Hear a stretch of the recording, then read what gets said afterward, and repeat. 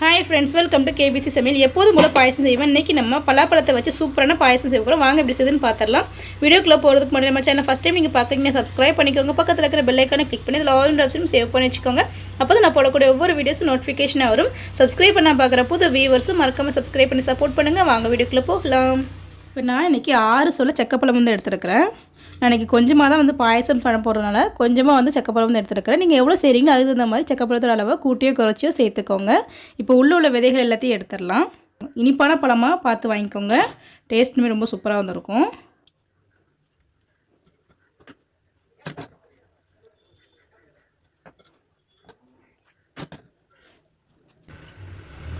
நம்ம பால் பாயசம் அதெல்லாம் அதிகமாக சாப்பிட்ருப்போம். இந்த மாதிரி சக்கப்பழம் பாயசத்தில் செஞ்சு பாருங்கள், ரொம்ப சூப்பராக இருக்கும். நல்ல வாசமும் ரொம்ப ரொம்ப டேஸ்ட்டாக இருக்கும். இப்போ எல்லா விதைகளையுமே எடுத்தாச்சு. இதுலேருந்து ஒரு 3 சொலையை மட்டும் நான் வந்து கட் பண்ணி எடுத்துக்க போகிறேன். நல்லா சின்ன சின்னதாக வந்து கட் பண்ணிக்கோங்க.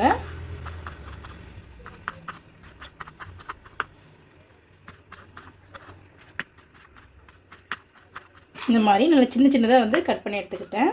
இப்போ மீதி இருக்கிற 3 சொலையை சும்மா ரஃப்பாக வந்து கட் பண்ணிக்கலாம், கொஞ்சம் பெருசு பெருசாக. இதை நம்ம அரைக்க போகிறோம். இப்போ நம்ம ரஃபாக கட் பண்ணி வச்சிருக்க எல்லாத்தையுமே ஒரு மிக்ஸி ஜாரில் வந்து சேர்த்துக்கலாம்.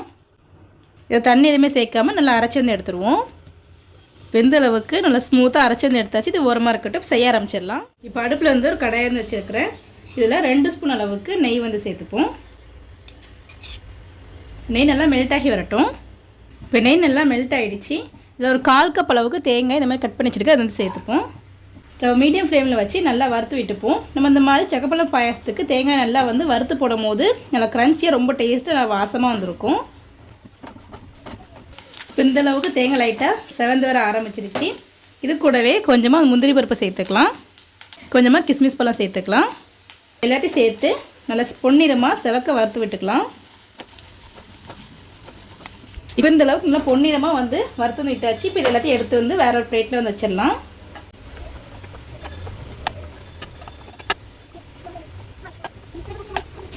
இப்போ எல்லா நட்ஸும் எடுத்தாச்சு. இது ஓரமாக இருக்கட்டும், ஃபைனலாக சேர்த்துப்போம். இப்போ அதே நெய்லேயே ஒரு 1/4 கப் அளவுக்கு ஜவ்வரிசி வந்து சேர்த்துக்கலாம். நான் வந்து இன்றைக்கி நைலான் ஜவ்வரிசி எடுத்துருக்கேன். சீக்கிரமாக வந்து வெந்துடும். நீங்கள் ஒரு பெரிய ஜவ்வரிசி மாவு ஜவ்வரிசி எடுக்கிறீங்க அப்படின்னா 10 நிமிஷம் ஊற போட்டுட்டு சேர்த்துக்கோங்க, சீக்கிரமாக வெந்துடும். இப்போ அதே நெய்யில் வந்து சேர்த்துப்போம். இது கூடவே நம்ம கட் பண்ணி வச்சுருக்கிற அந்த பலாப்பழத்தையும் சேர்த்துக்கலாம். இப்போ நெய்யிலேயே நல்லா வந்து 2 நிமிஷத்துக்கு நல்லா வதக்கி விட்டுடுவோம். நம்ம இந்த மாதிரி பலாப்பழத்தை நெய்யில் நல்லா வதக்கும் போது நல்லா வாசமாகவும் இருக்கும், சீக்கிரமாக நல்லா வெந்துடும். இப்போ ஒரு 3 நிமிஷத்துக்கிட்ட நல்லா வந்து வதக்கி வந்து விட்டாச்சு. இப்போ ஜவ்வரிசியும் பலாப்பழமும் வேகிறதுக்கு தேவையான அளவுக்கு தண்ணி வந்து சேர்த்துக்கலாம். ரொம்ப தண்ணி சேர்க்க தேவையில்லை, அது வேகிறதுக்கு மட்டும் கொஞ்சமாக தண்ணி இருந்தால் போதும். ஜவ்வரிசி பலாப்பழம் நல்லா வெந்து நல்லா சாஃப்டாகி வரட்டும். இப்போ அடுப்பில் வந்து சட்டியை வந்து வச்சுருக்கிறேன். இதில் வந்துட்டு ஒரு கப் அளவுக்கு வெள்ளத்தை வந்து உடச்சி வச்சுருக்கேன், அது வந்து சேர்த்துப்போம். வெல்லம் கரையிற அளவுக்கு தண்ணி சேர்த்துக்கலாம். பாகுபாதம் எதுவுமே தேவையில்லை, நல்லா கரைஞ்சி வந்தால் மட்டும் போதும். ஸ்டவ் நல்லா ஹை ஃப்ளேமில் வச்சு நல்லா கலந்து விட்டுப்போம். நல்லா கரைஞ்சி வந்து வரட்டும். நம்ம இந்த ரெசிபிக்கு வந்துட்டு நம்ம வந்து சீனி சேர்க்க போகிறது கிடையாது, வெல்லம் மட்டும்தான். நீங்கள் வெல்லம் இல்லை கருப்பட்டி நாட்டு சக்கரை எதுனாலுமே சேர்த்துக்கலாம். நல்லா டேஸ்ட்டாக நல்லா வாசமாக இருக்கும், உடம்புக்குமே ரொம்ப நல்லது. நல்லா கரைஞ்சி வந்து வரட்டும். இப்போ வெல்லம் கரைஞ்சி வரதுக்கு நம்ம வந்து இப்போ தேங்காய் பழம் எடுத்துக்கலாம். நான் வந்து ஒரு அரை மூடி தேங்காய் துருவி வந்து வச்சுருக்கிறேன், அதை வந்து மிக்ஸி ஜாரில் வந்து சேர்த்துக்கலாம். நான் ஃபஸ்ட்டே சொன்ன மாதிரி நான் கொஞ்சமாக வந்து பாயசம் செய்கிறனால எல்லாமே வந்து கொஞ்சமாக தான் எடுத்துருக்கிறேன். நீங்கள் எவ்வளோ செய்கிறீங்களோ அதுக்கு தகுந்த மாதிரி இந்த அளவுகள் எல்லாத்தையுமே கூட்டியோ குறைச்சியோ சேர்த்துக்கோங்க. இப்போ தேங்காய் வச்சு சேர்த்தாச்சு. இது கூடவே ஒரு 3 ஏலக்காவையும் சேர்த்துப்போம். இப்போ கொஞ்சமாக தண்ணி சேர்த்து நல்லா அரைச்சி பால் புழிஞ்சு எடுத்துக்கலாம். இப்போ அரைச்சி நல்லா கெட்டியான பாலை வந்து எடுத்து வந்து வச்சுட்டேன். இப்போது நம்ம சேர்த்துருக்க வெல்லமும் நல்லா கரைஞ்சி அந்த அளவுக்கு வந்துடுச்சு.